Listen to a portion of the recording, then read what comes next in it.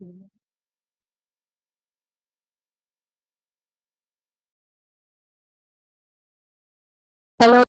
तो आप सब भाई हो, आप सब अच्छे होंगे। आप सभी का स्वागत है एस्टेट पीजीटी साइकोलॉजी में। ये क्लास हमारी फर्स्ट है। जो भी चैनल पर नए हैं कृपया करके चैनल को सब्सक्राइब कर दे, साथ ही साथ टेलीग्राम ग्रुप को ज्वाइन कर दे। आज की क्लास हमारी फर्स्ट है और जो कंप्लीट बैच लेना चाहते हैं साइकोलॉजी का, पीजीटी साइकोलॉजी का कंप्लीट बैच लेना चाहते हैं वो मुझे डीएम कर देना। टेलीग्राम ग्रुप का जो लिंक है मैं वो डिस्क्रिप्शन या कमेंट सेक्शन में डाल दूंगी। अपने बारे में बता दूं, मेरा नाम दीपाली चंदा है। मैंने एस्टेट क्वालिफाई कर रखा पीजीटी साइकोलॉजी से, साथ ही साथ यूजीसी नेट क्वालिफाइड हूँ साइकोलॉजी। तो बेसिकली ये क्लास हमारी फर्स्ट है पीजीटी साइकोलॉजी के बारे में। तो क्या पढ़ने जाएंगे, अब पढ़ेंगे हम। आज की क्लास में हम साइकोलॉजी के बारे में पढ़ेंगे, meaning, nature, goals, scope, branches के बारे में पढ़ने की पूरी कोशिश करेंगे। सबसे पहले आता है साइकोलॉजी क्या है। Psychology is a scientific study of a behaviour and a mental process. कहने का मतलब ये है कि साइकोलॉजी एक साइंटिफिक स्टडी करती है किस चीज की, बिहेवियर यानी व्यवहार और मानसिक प्रक्रियाओं की साइंटिफिक वैज्ञानिक तरीके से अध्ययन करना क्या कहलाता है, साइकोलॉजी कहलाता है। ये साधारण से सिंपल भाषा है psychology. Origin of the word कहाँ है, कहाँ शब्द की उत्पत्ति होती है भाई, ये साइकोलॉजी शब्द कहाँ से आया था भाई। तो ये ग्रीक शब्द है। कौन सा शब्द है, ये ग्रीक शब्द है, याद रखना। ये पीवाईक्यू एस्टेट का है। पूछा गया था कि साइकोलॉजी कहाँ से आया, ग्रीक शब्द। दो शब्दों से मिलकर बनाया, साइकी और लोगस। तो याद रखना, लॉजी का मतलब क्या होता है, अध्ययन करना। क्या कहलाता है, अध्ययन करना। जैसे सोशियोलॉजी हो गया, बायोलॉजी हो गया। तो इनका मतलब क्या होता है, इस चीज की अध्ययन करना, सोशल का अध्ययन करना। ठीक है। तो ऐसे साइकोलॉजी हो जाता है। साइको मतलब साइकी का मतलब क्या हो जाता है, माइंड या फिर सोल, आत्मा या मन। लोगस यानी कि स्टडी या साइंस या विज्ञान, यानी कि मन का अध्ययन करना। मन का अध्ययन करना क्या कहलाता है, साइकोलॉजी कहलाता है। देखो, मन के साथ ज्यादा अप्रोप्रिएट रहेगा व्यवहार का। व्यवहार का अध्ययन करना क्या कहलाता है, हमारा साइकोलॉजी कहलाता है। मॉडर्न डेफिनेशन पूछ ले तो कई बार एस्टेट क्या करता है, डेफिनेशन दे देगा और ये पूछेगा कि ये डेफिनेशन किसके द्वारा दी गई है। तो उन चीजों को भी हम कवर करेंगे। तो मेन डेफिनेशन जो है मॉर्गन एंड किंग के द्वारा दी गई है, psychology is the scientific study of a behaviour and a mental process. कहने का मतलब ये है कि अभी हमने जो डेफिनेशन पढ़ी, सेम मॉर्गन एंड किंग ने दी है कि साइंटिफिक तरीके से व्यवहार का अध्ययन करना, मानसिक प्रक्रियाओं का अध्ययन करना क्या कहलाता है, साइकोलॉजी कहलाता है। ओरिजिन, साइकोलॉजी देखो खुद से बनकर नहीं आई है, पहले किसी न किसी का पार्ट रही है, यानी ये फिलोसफी का पार्ट रही है। अब की बार का क्वेश्चन था 2025 वाला क्वेश्चन था, 2025 अभी 4 जुलाई को हुआ था ना जो, उसके अंदर क्वेश्चन आया था कि फिलोसफी किस चीज का पार्ट है, सॉरी साइकोलॉजी किसका पार्ट रही थी, क्योंकि ये इंडिपेंडेंट नहीं थी पहले। किसी का पार्ट थी, वो किसका थी, फिलोसफी का। फिलोसफी से निकली है साइकोलॉजी। किससे निकली है, फिलोसफी से निकली है। तो ये साइकोलॉजी की कैसे शुरुआत हुई है उस चीज के बारे में पढ़ेंगे। बेसिकली पहले जो साइकोलॉजी इंडिपेंडेंट होने के पहले की बात है, जहाँ साइकोलॉजी किसका पार्ट थी, फिलोसफी का पार्ट थी। तो किस चीज के बारे में स्टडी करती थी, who I am, what is the soul, how does the mind work, यानी कि मन कैसे काम करता है, why do people think and behave differently, यानी कि व्यक्ति जो है सोचते कैसे है, और जो ये व्यवहार करते हैं व्यक्ति वो अलग अलग क्यों करते हैं। इन सभी क्वेश्चन का जो है, इन सभी प्रश्नों को फिलोसफी क्या करती थी, अध्ययन करती थी। ठीक है, माध्यम से क्या करती थी, खोज करती थी। भाई ये सभी बातें थी जिनके बारे में वो फिलोसफी जो है आंसर फाइंड आउट करती है कि मैं कौन हूँ, मेरी आत्मा कौन सी है, आत्मा क्या, ये सारी।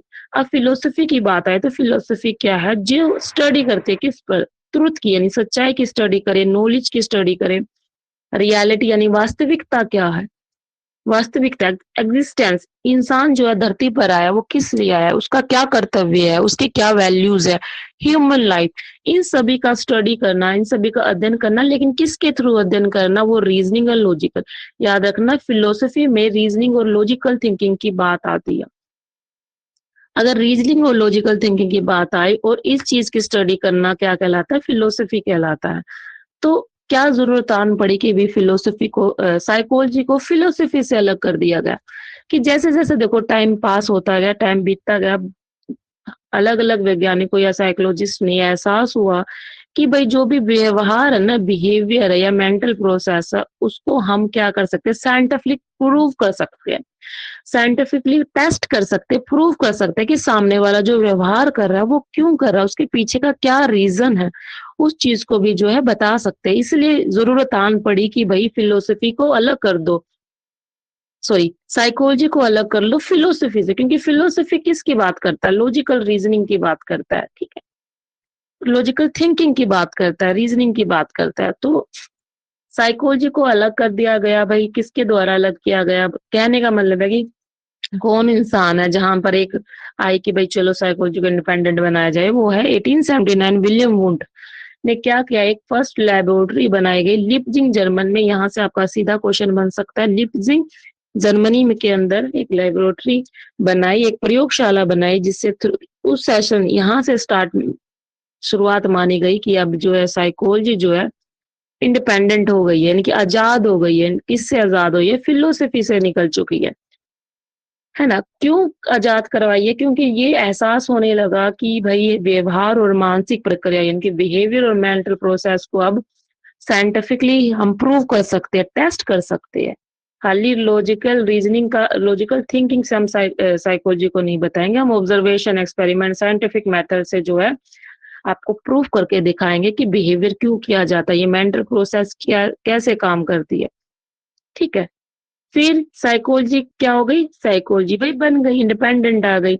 Psychology was born in philosophy become a science through scientific method, यानी मनोवैज्ञानिक का जन्म दर्शन शास्त्र से और वैज्ञानिक पद्धति के माध्यम से एक ये क्या बना, एक इंडिपेंडेंट साइंस बन गई। साइंटिफिक मेथड का यूज किया जाना, जो भी स्टडी हो रही है, स्टडी करने के लिए किसका सहारा ले रहे हैं, साइंटिफिक मेथड का। हिस्टोरिकल डेवलपमेंट की बात करें तो देखो हर एक का व्यू पॉइंट अलग अलग है, कोई साइकोलॉजिस्ट कैसे मानते थे, धीरे धीरे जो है चेंजेस होता रहा। सबसे पहले शुरुआत की बात करें तो साइकोलॉजी को क्या मानते थे, सोल, भाई आत्मा का विज्ञान मानते थे, आत्मा का विज्ञान। यानी कि साइकोलॉजी में किस चीज का अध्ययन किया जाता है, आत्मा का अध्ययन किया जाता। तो psychology as the study of soul, आत्मा का अध्ययन करती है। फिर कहा जाने लगा कि भाई देखो आत्मा को हम टच तो कर नहीं सकते या छू नहीं सकते, ऐसी कोई बात नहीं, तो माइंड की बात करने लगे। फिर माइंड पर आ गए, स्टडी ऑफ माइंड, मन का अध्ययन करना क्या करा, साइकोलॉजी मानना स्टार्ट कर दिया गया। शिफ्ट हो गया ना, सोल से किससे पे चला गया, माइंड। अब फिर माइंड पर जैसे ही गया, फिर उसको भी क्रिटिसाइज करना स्टार्ट कर दिया गया, भाई स्टार्ट कर दिया भाई कॉन्शियसनेस पर फोकस करेंगे। किसकी बात करें, विलियम वुड की बात करें, स्ट्रक्चरलिज्म की बात करें, जहां पर बोला कि साइकोलॉजी किस चीज की स्टडी करता है, फीलिंग्स की बात करता है, फीलिंग्स की बात करता है, थॉट्स की बात करता है, कॉन्शियसनेस की बात करता है, कॉन्शियसनेस की बात करता है। तो क्या हो जाएगा, साइकोलॉजी को क्या इस चीज का अध्ययन करने वाला माना गया, कॉन्शियसनेस का अध्ययन करने वाला, कंसेंट एक्सपीरियंस की जो है स्टडी करता हो। फिर आता है, फिर क्या हो गया, वॉटसन आए ना, बिहेवियरिज्म वाले ये आए, तो इन्होंने बोला कि इन सब चीजों को हम देखो देख नहीं सकते हैं अपनी आंखों से, क्या देख सकते हैं, हम आत्मा को नहीं देख सकते। तो जो चीज देख नहीं सकते तो उसको कैसे हम स्टडी कर लेंगे, ठीक है। फिर क्या लेकर आए, बिहेवियरिज्म आए। फिर बिहेवियरिज्म से क्या हो गया कि एक मॉडल व्यू बन गया कि हम साइंटिफिक स्टडी कर सकते हैं, बिहेवियर की हम स्टडी कर सकते हैं। हाँ, एक्सपेरिमेंट कर रहे हैं, आप व्यवहार देख रहे हैं सामने वाले का, रिवॉर्ड दिया, रिवॉर्ड देने से बच्चे ने अच्छा बेहतरीन परफॉर्मेंस दी, तो इससे प्रूफ कर दिया, आपने प्रूफ करके दिखाया है भाई। तो इस चीज से क्या होगा, एक साइंटिफिकली स्टडी माना जाने लगा। फिर कहने लगा कि भाई साइकोलॉजी क्या है, एक साइंटिफिक स्टडी करती है किस चीज की, बिहेवियर और मेंटल प्रोसेस की, ठीक है। कहने का मतलब ये है, कहाँ से चली थी, आत्मा से चलती चलती, आत्मा से चलती चलती कहाँ पर आई, फिर बात करी मन की, मन के बाद आई कंसर्न, यानी चेतना की, चेतना कॉन्शियसनेस की बात करता, फिर चेतना से कहाँ आ रहा है बिहेवियर। अब यहाँ तक आकर रुक गई है, बिहेवियर और मेंटल प्रोसेस तक आकर रुक गई है। भाई इस चीज की स्टडी करना क्या कहलाता है, साइकोलॉजी कहलाता है, ठीक है। ये प्रोसेस अगर आपसे पूछ ले तो आप डाल देना कि soul, mind, consciousness, behaviour and mental process आ जाएगा। गोल क्या होते हैं साइकोलॉजी, बहुत ज्यादा इंपॉर्टेंट है, बहुत बार PYQ आ चुका है साइकोलॉजी के एस्टेट के अंदर। डिस्क्राइब बिहेवियर टू डिस्क्राइब, देखो साइकोलॉजी का क्या गोल रहेगा, पहला व्यवहार का वर्णन करना। व्यवहार का वर्णन करना कहने का मतलब है कि साइकोलॉजी किस चीज, साइकोलॉजी ऑब्जर्व करती है और डिस्क्राइब करती है ह्यूमन बिहेवियर और मेंटल प्रोसेस का। साइकोलॉजी के क्या है, पहला उद्देश्य ये माना जाता है कि ऑब्जर्व या डिस्क्राइब करना ह्यूमन बिहेवियर और मेंटल प्रोसेस को। अब सामने वाला मान लो रमेश है, रमेश क्या कर रहा है, अपना एग्रेसिव बिहेवियर दिखा रहा है, एग्रेसिव बिहेवियर दिखा रहा है। तो एग्रेसिव बिहेवियर दिखा रहा है, तो यहाँ पे डिस्क्राइब किया जा रहा है कि रमेश जो अपना व्यवहार दिखा रहा है, ऑब्जर्व कर रहे हैं हम। फिर दूसरे स्टेप क्या रहेगा, दूसरा गोल रहेगा एक्सप्लेन करना व्यवहार, जो रमेश जो है व्यवहार क्यों दिखा रही है, एग्रेसिव बिहेवियर के पीछे का क्या रीजन है, कारण की बात करते हैं, वाई और हाउ, यानी कि वाई क्यों और कैसे होता है, जो व्यवहार कोई भी रमेश जो है वो एग्रेसिव बिहेवियर दिखा रहा है, वो क्यों दिखा रहा है और वो कैसा होता है, इन तोड़ फोड़ कर रहा है, दूसरों को हानि पहुंचा रहा है। तो इस चीज के बारे में स्टडी करता है टू एक्सप्लेन अ बिहेवियर। भाई शायद मान लो उसके परिवार में किसी की अनबन हो रही होगी, मेंटल स्ट्रेस की वजह से वो ऐसा व्यवहार दिखा रहा है दूसरों के साथ व्यवहार, कोज भी बोल सकते हैं हम, कारण ढूंढते हैं यहाँ पर कारण, यहाँ पर तो सिर्फ वर्णन कर रहे हैं, ऑब्जर्व कर रहे हैं कि सामने वाला रमेश जो है व्यवहार को दिखा रहा है, अग्रेसिव बिहेवियर को शो कर रहा है।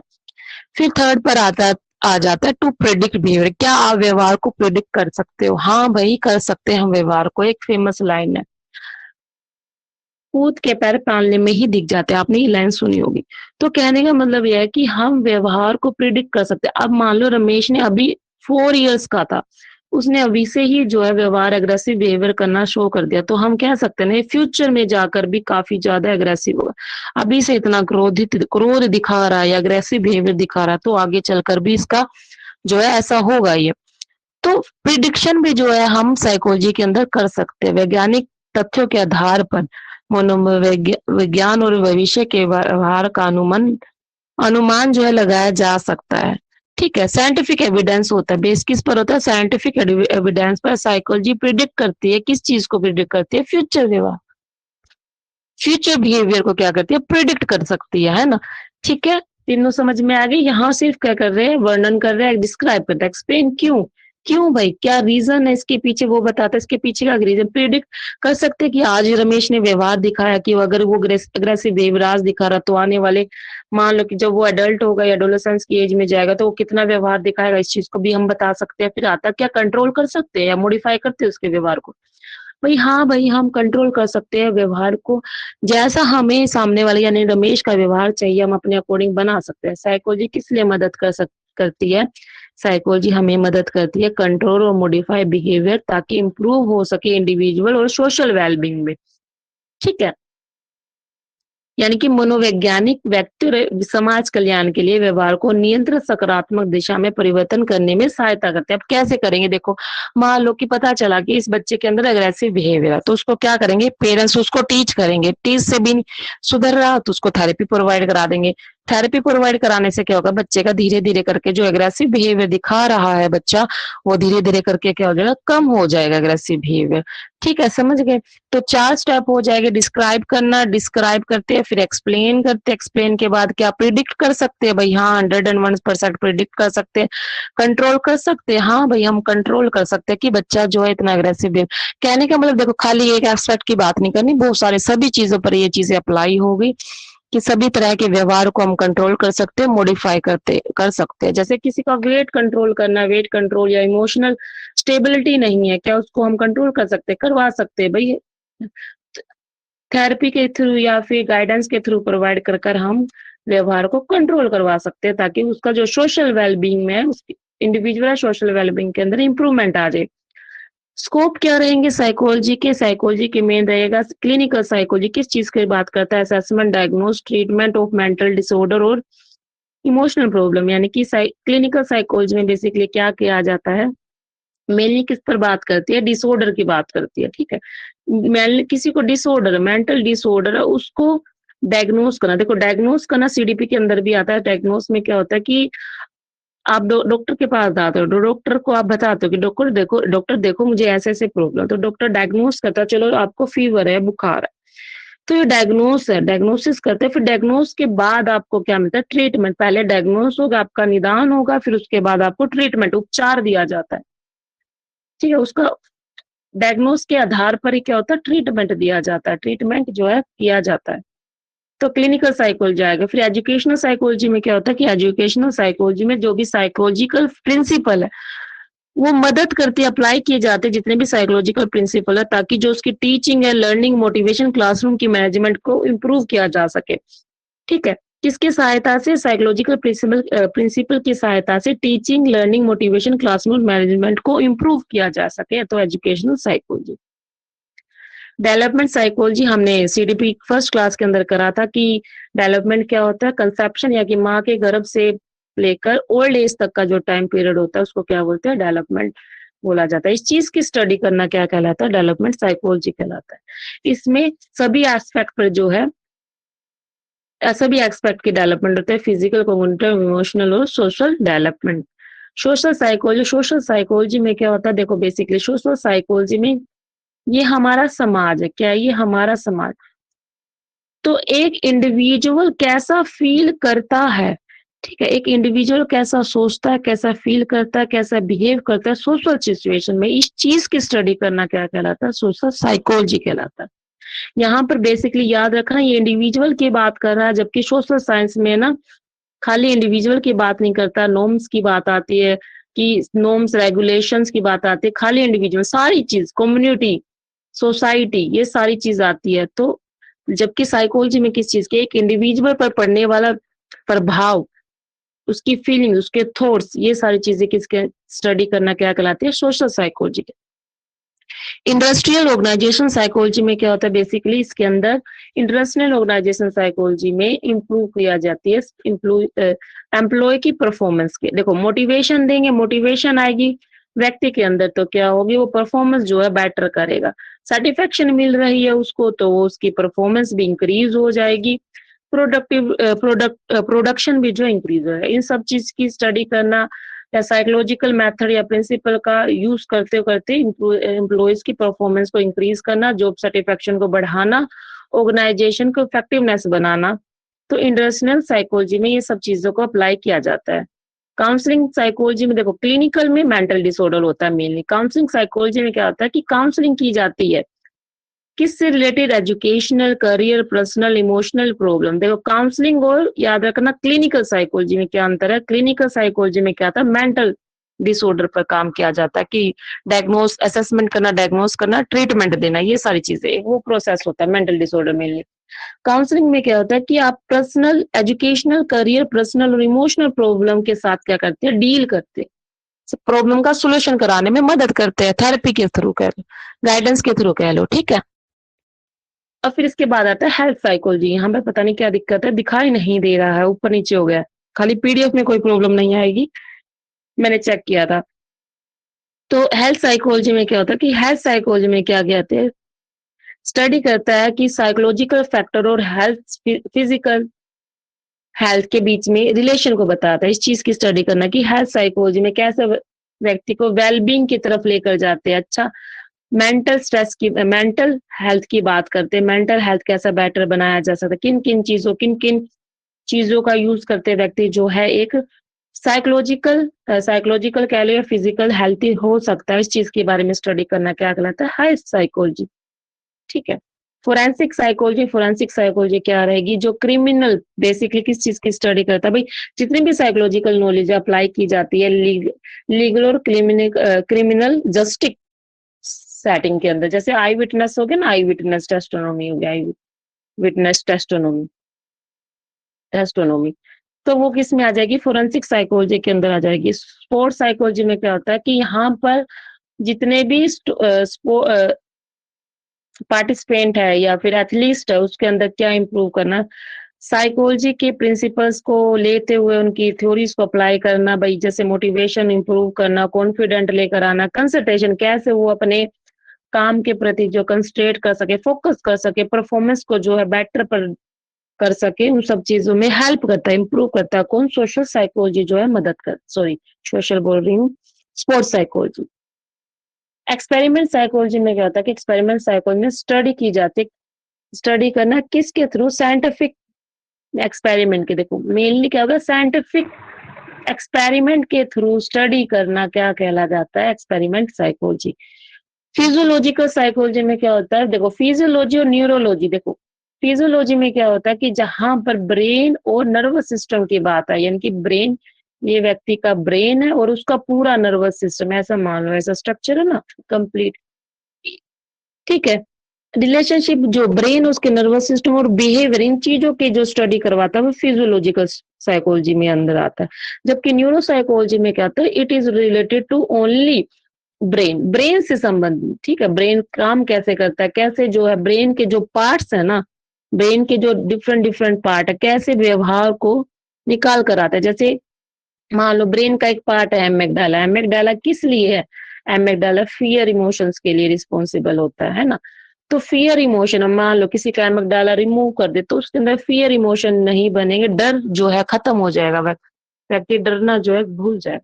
तो इसमें क्या करते हैं, बेसिकली ब्रेन के फंक्शन कैसे जो है, ब्रेन कैसे कैसे काम करता है हमारा, और उससे हमारे व्यवहार और हमारे कॉग्निशन और हमारे इमोशन पे कैसे इम्पैक्ट पड़ता है, इस चीज के बारे में स्टडी की जाती है।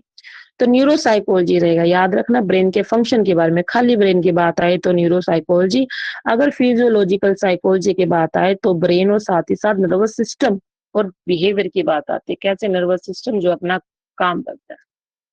ठीक है। कॉग्निटिव साइकोलॉजी मैं बोलूंगी बहुत ज्यादा इंपॉर्टेंट, अगर इसका कभी क्वेश्चन ना आए, ऐसा हो ही नहीं सकता कॉग्निटिव साइकोलॉजी से। कॉग्निटिव साइकोलॉजी अगर बोले तो higher mental ability, higher mental ability, जैसे कि attention, perception, memory, thinking, problem solving, reasoning, ये सारी की सारी कौन सी एबिलिटी है, कॉग्निटिव एबिलिटी है, जो इन सब में स्टडी की जाती है। कैसे एक व्यक्ति जो चीजों पर ध्यान देता है, परसेप्शन करता है, स्टोर करता है इंफॉर्मेशन को, उसके बारे में सोचता है, और साथ ही साथ समस्या का समाधान यानी कि प्रॉब्लम सॉल्विंग कैसे की जाती है, ये किसके अंदर आ जाता है, कॉग्निटिव साइकोलॉजी।